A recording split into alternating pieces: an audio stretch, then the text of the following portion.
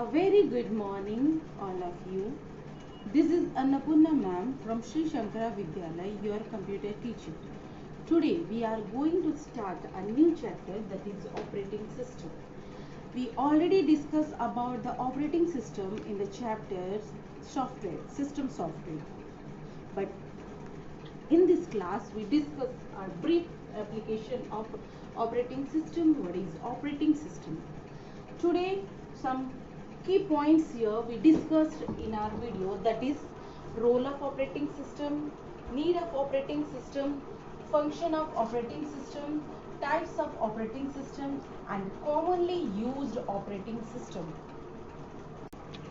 The operating system we already discussed in the last chapter, that is operating system is a system software.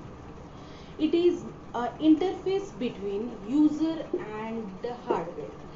The students, as per the name of operating system, the operating system just operates our system. Here the system means your computer. In a computer system there are four components, that is hardware, operating system, application, and the user. Here the hardware is nothing but a CPU, that is central processing unit, and the operating system is in between the hardware and the user. And above the operating system there are some applications which we simply called an apps. So here the operating system operates or manages or make a interface between user and the hardware.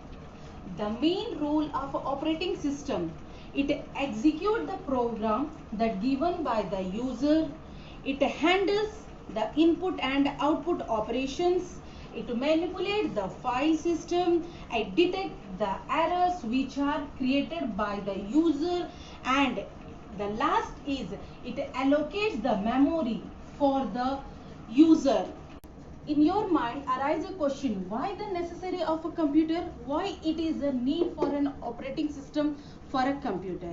So you can understand by the example of boss and secretary. The boss who gives instruction to the secretary, and the secretary who himself decide how to do, what to do, and when to do, right?